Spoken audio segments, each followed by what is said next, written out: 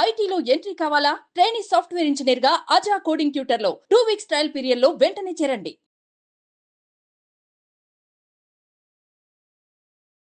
మరి కొత్త సంవత్సరం 2025వ సంవత్సరం కన్యా రాశి వారికి ఈ విధంగా ఉండబోతుంది. గురుగారు నమస్తే.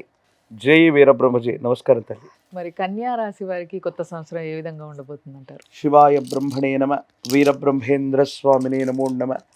జై వీరబ్రహ్మ, జై గోవిందమాంబచి. వచ్చినటువంటి ఫలితం 3 గురుబలాన్ని సూచిస్తుంది.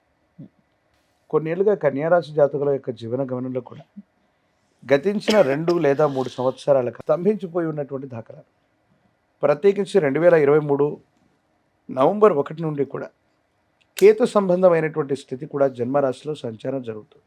వ్యక్తిగతమైనటువంటి జీవితంలో అనుకూలవంతమైనటువంటి మార్పులు కలిగి పరిష్కారం కానటువంటి సమస్యలన్నింటినీ కూడా పరిష్కారం చేసుకోవడానికి చేసే ప్రయత్నాలు ఖచ్చితంగా లాభిస్తాయి. కొత్త ప్రయోజనాలు వస్తాయి. ఆర్థికంగా విజయాన్ని మీరు సాధించగలుగుతారు. అనుకూలవంతమైనటువంటి పరిస్థితుల్లో జీవితం ఉంటుంది. యోగదాయకమైనటువంటి ఫలితాన్ని మీరు తప్పకుండా పొందగలిగినటువంటి పరిస్థితులు కూడా ఈ రాశి జాతకులకు ఉన్నాయి.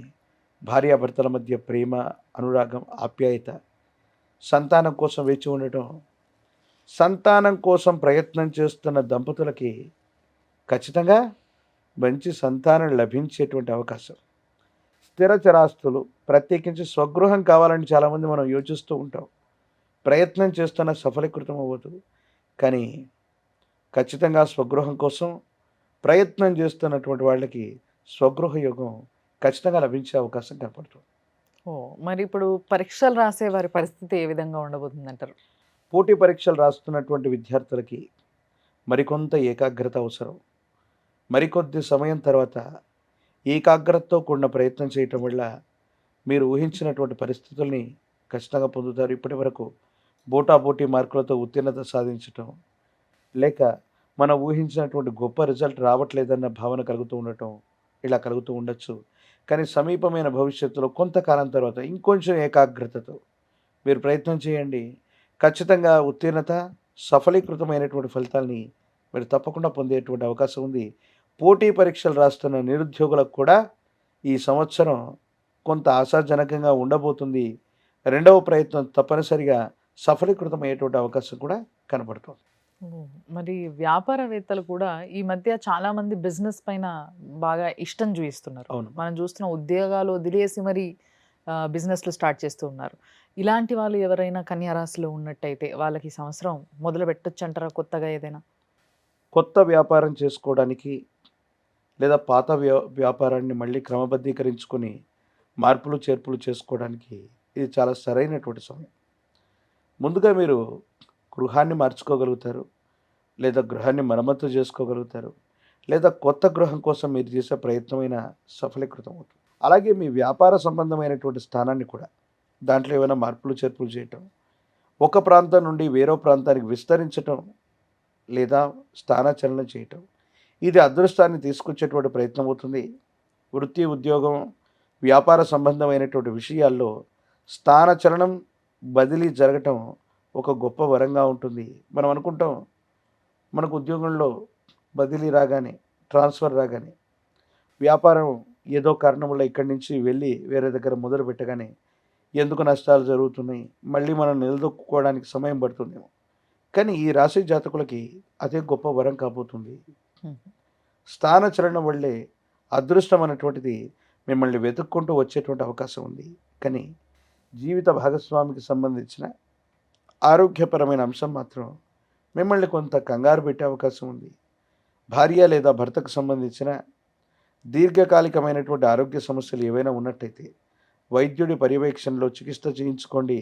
ఇది కొంచెం కంగారు పెట్టి మిమ్మల్ని ఇబ్బంది పెట్టేటువంటి అవకాశం ఉంది. కాబట్టి ఇదొకటి చెప్పదగిన సూచన. మరి రాజకీయ నాయకులకి ఏ విధంగా ఉండబోతుంది గురుగారు? రాజకీయపరమైన రంగాల్లో ఉన్నటువంటి వాళ్ళకి కొన్ని సంచలనాలు నమోదవుతాయి.